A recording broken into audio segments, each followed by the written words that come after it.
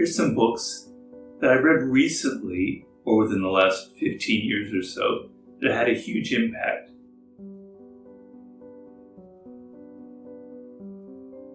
And as you know, probably my favorite writer, the one who has stuck with me throughout all of these years, is Friedrich Nietzsche. I fell in love with the books of Nietzsche at a very early age. I believe I must have been 15. I believe it was Thus Spoke Zarathustra, a fantastic book. And a lot of times you have things that you love when you were a kid and they don't date well, and you kind of go, oh, God, what was I thinking? That's really stupid. That's gooey and sentimental, or that's a bad, simple ideas. But not Nietzsche, man. He always stays fresh, alive. It's always an adventure to read him. I always learn something. And one of my favorite books of his is a book that most people never read about, most people have never heard of. It's a book called The Gay Science. It comes from the French expression, the gay savoir, which in the Middle Ages was a form of the gay scientia, learning that was kind of happy learning, that was not this sense of learning that's kind of tight and constricted and boring, but learning about life and excitement and wisdom. And The Gay Science is a fantastic book. And the reason is it's early Nietzsche. Later in life, things sometimes got a little bit obsessive with him. But this is one of his books that he wrote early on. It's the book that has one of his most profound ideas of all time, which is the eternal recurrence, which is related to the concept of amor fati. And amor fati was actually created by Nietzsche himself, the idea which I and my Holiday have talked a lot about. So I highly recommend The Gay Science. It's a collection of aphorisms, of short little excerpts. You can pick and choose and read it at your will, but it's a great, great book. Hello, everyone. Today's video is being brought to you by Blinkist. It's an app that allows you to know the most important ideas from any kind of book. It has over 5,500 nonfiction titles and podcasts that you can access. Now, when I do research for a book, which is extremely important for any book that I write, I read hundreds, literally thousands of books. And I use Blinkist to help me go back and see the key moments in any of these books that I have read. So you can use Blinkist to access 6 of my titles: 48 Laws, The Art of Seduction, Mastery, Daily Laws, The Laws of Human Nature, and the 33 Strategies of War, as well as some of my favorite books, like The Prince by Machiavelli, and all of the great books by Ryan Holiday. It also has this thing called Blinkist Spaces, which is an incredible option. It allows you to create a space for family and friends where you can share and add and recommend all of the titles within that space. You don't even have to have a premium subscription. If you're in that space, you can access these titles. And if you're a premium member, you can create any kind of space that you want. Get a free 7-day trial and 20% off the Blinkist monthly premium by clicking the link in the descriptsun. Thank you, and now back to our video. The other thing I like, obviously, as someone who's interested in strategy, Sun Tzu's Art of War is very important to me, but a book that isn't read as much, although a lot of people have heard of, that I really recommend is the Book of 5 Rings by Miyamoto Musashi, perhaps the greatest Japanese samurai warrior who ever lived. Hey, sorry, my cat. I wrote about him in the 33 Strategies of War. I highly recommend reading those excerpts about him. He was this weird genius. He was like the Mozart of sword fighting. He was very creative. He was very eccentric, very weird. He wrote a book on strategy. And when you read it, at first glance, it looks to be like about swordsmanship. But no, it's not. It's about the shapes, the ideas of strategy in a kind of almost spiritual sense. These are the patterns that go on in life. This is how to have a warrior stance in any kind of encounter that you have, even in business. And in Japan, where he's from, the Book of 5 Rings is required reading for every businessman because it's the masterpiece of strategic learning. So that book is fantastic, and I highly recommend it. Another book.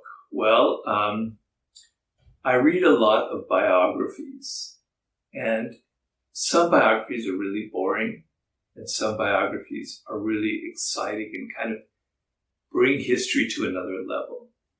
And if you want to read about one of perhaps the most evil person that ever lived in the history of mankind, and evil is fascinating, it's fascinating to all of us, the dark side, that character would be Joseph Stalin. And there's a biography, it's on my shelf, I believe the author is Boris Berezovsky, but we will confirm that for you, okay? It's a biography that came out, I don't know, 30 years ago or so. And there have been biographies since, but nothing compares to this book. I believe it came out in the late 80s or early 90s when all this new information was just being divulged. It is the most terrifying read you can ever imagine of certainly the most evil, maniacal person who ever lived in the history of mankind. We often think of Hitler. It's hard. You can't compare evil. It's on its own level. And Hitler is up there, obviously. He's certainly perhaps the most evil person. But Stalin is responsible for even more deaths than Hitler when it comes to the great famine that struck Ukraine in the early 1930s and all of the people that he executed in the gulags, etc. He is a monster, but he has a logic to him. He's a real person. He has a history, a biography. And all of it, some of it wasn't so bad. There's a reason behind it. But it is a fascinating, chilling read. Check, I believe it's just called Stalin. It's by Boris Berezovsky. Fantastic read. Another thing on the level of biography, because I want you to be interested in history.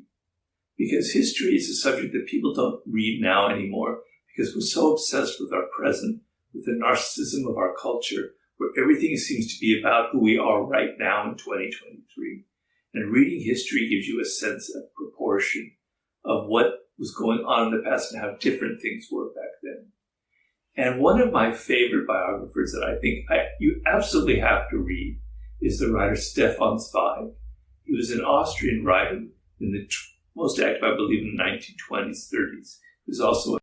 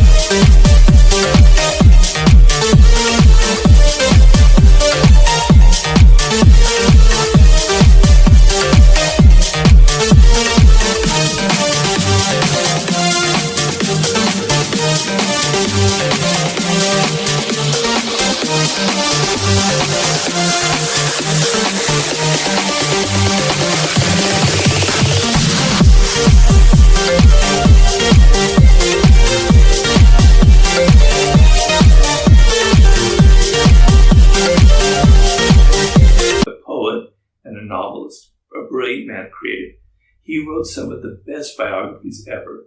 He wrote a biography of Fouché, which you've read. If you've read the 48 Laws of Power, you know this Talleyrand story about Fouché. But my favorite biography of his is his biography of Marie Antoinette. I believe it's just called Marie Antoinette. I've read it in French and I've read it in English.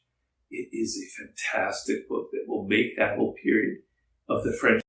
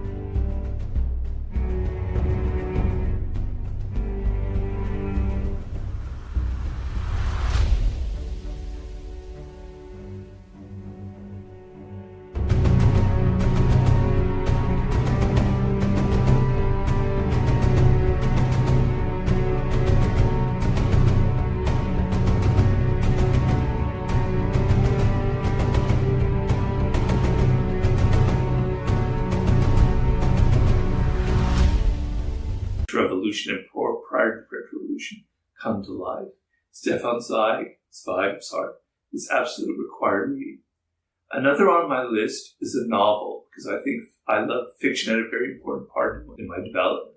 And perhaps one of my favorite novels ever is The Possessed by Fyodor Dostoevsky. It's sometimes translated as The Demons, but I prefer the old translation titled The Possessed. It is a fantastic book. It is, obviously you know that I am attracted to the dark side of human nature. This is an exploration of these anarchists, these revolutionaries in Russia in the 1860s. It's absolutely fascinating. These characters are unforgettable. You know, I still think about them. These really evil, amazing characters. Kirillov, the man who decided he would commit suicide at the age of 30 no matter what happened. And he lives his life knowing that he will commit suicide at this particular age, and sure enough he does. These weird Russian characters that just are like, whoa, what's going on here? That novel is absolutely one of the greatest novels ever written. I highly recommend it.